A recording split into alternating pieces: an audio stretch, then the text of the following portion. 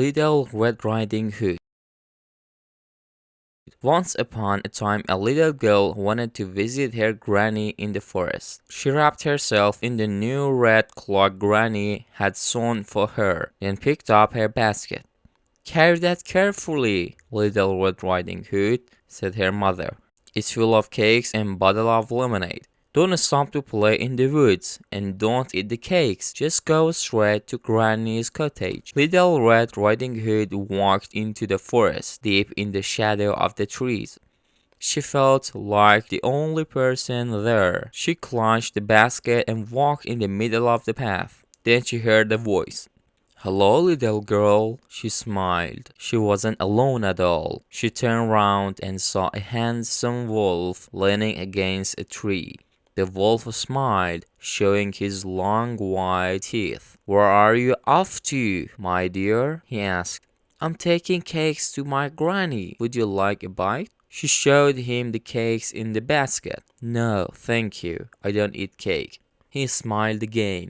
"Do you have far to go? Where is your granny's house?" "She lives in the middle of the forest, in a clearing with a river running behind the cottage. And she has roses and a rock garden and apple trees, and she never bothers to lock her." Little Red Riding Hood stopped. She shouldn't tell secrets to a stranger. The wolf peered into the basket. "Oh dear, you're only taking cakes and lemonade. Once she's finished those, she'll have nothing to remind her of your visit. Could you take something else? Something which will last a few days?" He frowned and looked around.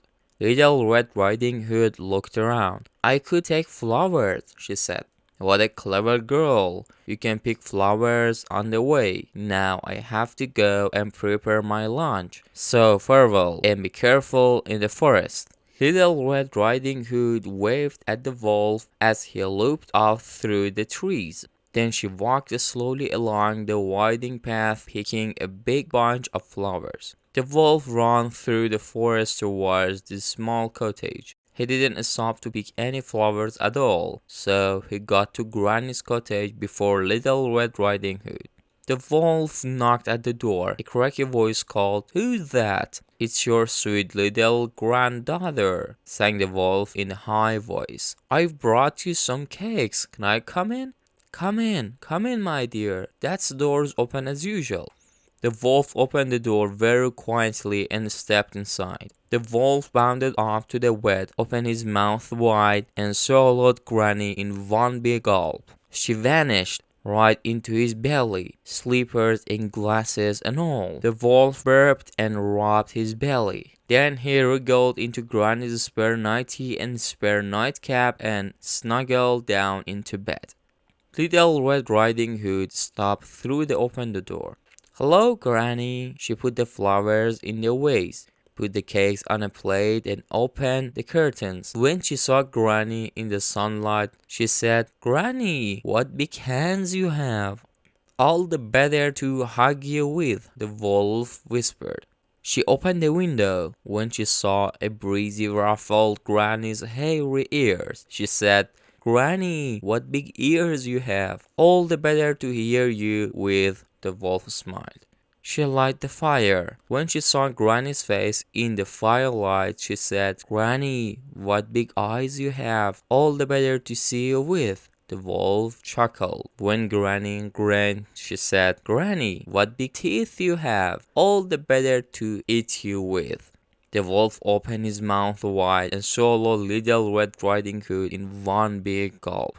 She vanished right into his belly, cloak and pigtails and all. The wolf rubbed his belly and lay back down. The wolf was full of Granny and full of little girl, and the bed was warm and soft. Soon he began to snore. The hunter tracking animals in the forest heard the snores. "That sounds like a wolf," he thought. He followed the sound to Granny's cottage, looked through the window, and saw the wolf with his bulged belly snoring on the bed. "I wonder what that wolf has eaten today," thought the hunter. "His belly looks enormous." The hunter tiptoed into the cottage and used his knife to cut the wolf's belly wide open. Out came Little Red Riding Hood, coughing and spluttering. Out came Granny, sneezing and sniffling.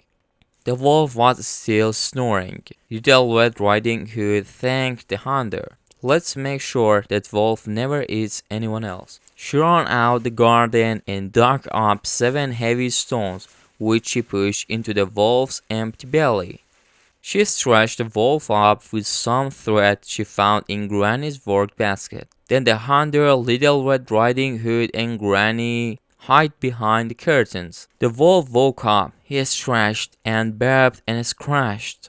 Then he grabbed a bottle of lemonade and gulped it down. I'm still thirsty. The granny must have been too salty. He grabbed the other bottles and gulped it down. I'm still thirsty. That little girl must have been too sweet. So the wolf went outside to get a drink from the river. When he bent down, the stones in his belly tipped him right into the water, and he was too heavy to get back out. That was the end of the wolf. The hunter returned to the forest with a pocket full of cakes. Granny locked her door when she went to bed, and Little Red Riding Hood never turned around to talk to strangers again. Thank you guys for watching. Don't forget to subscribe the channel and like the video. If you have any question, we'll be happy if you share it in the comments or in the Telegram channel. We'll see you for the next video. For now, goodbye.